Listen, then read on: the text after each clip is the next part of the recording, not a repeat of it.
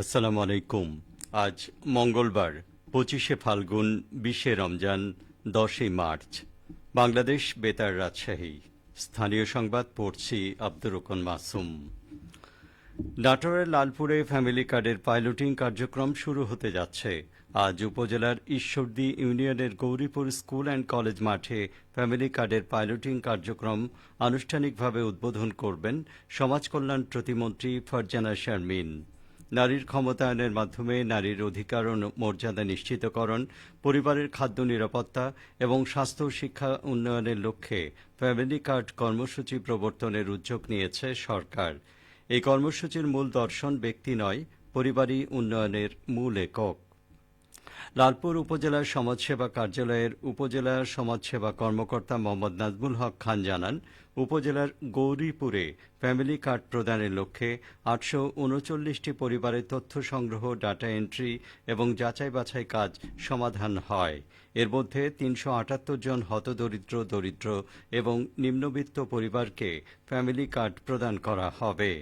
Family card বাস্তবায়ন কমিটির সভাপতি ও লালপুর উপজেলা নির্বাহী অফিসার মোহাম্মদ জুলহাস হোসেন সৌরভ বলেন, ফ্যামিলি কার্ড বিতরণ কার্যক্রম সফল করতে কার্যকর সকল পদক্ষেপ গ্রহণ করা হয়েছে।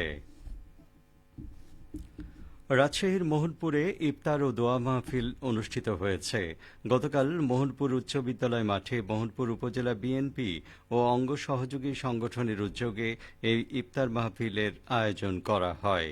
এতে প্রধান অতিথি ছিলেন রাজশাহী ৩ আসনের সংসদ সদস্য অ্যাডভোকেট শফিকুল হক মিলন।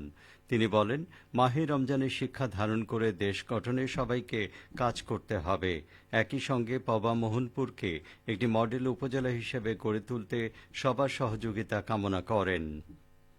ইফতারের আগে দেশ ও জাতির শান্তি এবং সমৃদ্ধি কামনায় বিশেষ মোনাজাত করা হয়। অনুষ্ঠানে স্থানীয় বিএনপি অঙ্গ সহযোগী সংগঠনের নেতৃবৃন্দ অংশগ্রহণ করেন। চাঁপাইনবাবগঞ্জে বিশিষ্ট ব্যক্তিদের সম্মানে ইফতার ও দোয়া মাহফিল অনুষ্ঠিত হয়েছে। গতকাল জেলা শহরের টাউন ক্লাবে আয়োজিত ইফতারে প্রধান অতিথি ছিলেন চাঁপাইনবাবগঞ্জ ৩ সদর আসনের সংসদ সদস্য নুরুল ইসলাম বুলবুল। বিশেষ অতিথি ছিলেন চাঁপাইনবাবগঞ্জ ১ আসনের সংসদ সদস্য ড কেরামত আলী ও চাঁপাইনবাবগঞ্জ ২ আসনের সংসদ সদস্য ড মিজানুর রহমান। সভাপতিত্ব করেন জেলা জামায়াতের আমির মাওলানা আবু জার গিফারি। জেলার বিভিন্ন পর্যায়ে নেতৃবৃন্দ, গণ্যমান্য ব্যক্তিবর্গ এবং আমন্ত্রিত অতিথিবৃন্দ ইফতার মাহফিলে উপস্থিত ছিলেন। এ সময় দেশ, জাতি ও মুসলিম উম্মার শান্তি, সমৃদ্ধি ও কল্যাণ কামনায় বিশেষ দোয়া ও মোনাজাত করা হয়। বক্তারা মাহে রমজানের তাৎপর্য তুলে ধরে নৈতিকতা, ঐক্য এবং সমাজে ন্যায় ও ইনসাফ প্রতিষ্ঠার আহ্বান জানান। পাবনার ফরিদপুর উপজেলায় নকল দুধ তৈরির বিরুদ্ধে অভিযান চালিয়েছে জাতীয় ভোক্তা অধিকার সংরক্ষণ অধিদপ্তর ও নিরাপদ খাদ্য কর্তৃপক্ষ। এ সময় ডালডা, ইউরিয়া, ডিটারজেন্ট, সোডা ও হাইড্রোজেন পার অক্সাইড দিয়ে নকল দুধ ও ঘি তৈরির অপরাধে ৩টি দুগ্ধ উৎপাদনকারী এবং সংগ্রহকারী প্রতিষ্ঠানকে মোট ৩.৫ লাখ টাকা জরিমানা করা হয়েছে। গতকাল উপজেলার ডেমরা বাজারে এই অভিযান চালানো হয়। অভিযানকালে বিপুল পরিমাণ বিষাক্ত রাসায়নিক, ভেজাল ডালডা ও পাউডার জব্দ করে ধ্বংস করা হয়েছে। ভোক্তা অধিকার সংরক্ষণ অধিদপ্তর পাবনা সহকারী পরিচালক মাহমুদ হাসান রনি জানান, অভিযানে ডেমরা কেয়া ডেইরিকে নকল দুধ তৈরির দায়ে ৩ লাখ টাকা জরিমানা, অনাদায়ে ৩ মাসের বিনাশ্রম কারাদণ্ডাদেশ প্রদান করেন ভ্রাম্যমাণ আদালতের নির্বাহী ম্যাজিস্ট্রেট উম্মে ইমামা বানিন। জনস্বার্থে অভিযান অব্যাহত থাকবে। চাঁপাইনবাবগঞ্জে বাল্যবিয়ে ও শিশুশ্রম প্রতিরোধে পরিকল্পনা সভা অনুষ্ঠিত হয়েছে। গতকাল বিকেলে সদর উপজেলা প্রশাসন ভবনের সম্মেলন কক্ষে সহকারী কমিশনার ইকরামুল হক নাহিদের সভাপতিত্বে এই সভা অনুষ্ঠিত হয়। এ সময় উপস্থিত ছিলেন উপজেলা সমাজসেবা কর্মকর্তা কাঞ্চন কুমার দাস, উপজেলা মহিলা বিষয়ক কর্মকর্তা বন্দনা সাহা, উপজেলা প্রকল্প বাস্তবায়ন কর্মকর্তা আব্দুল ওয়াহাব সহ ইউপি চেয়ারম্যান, ইমাম ও স্থানীয় ব্যক্তিবর্গ। সকল অংশীদারগণের সমন্বয়ে চাঁপাইনবাবগঞ্জ সদর উপজেলাকে বাল্যবিয়ে ও শিশু শ্রম মুক্ত উপজেলা হিসেবে ঘোষণা করাই পরিকল্পনা সভার মূল উদ্দেশ্য বলে জানানো হয়।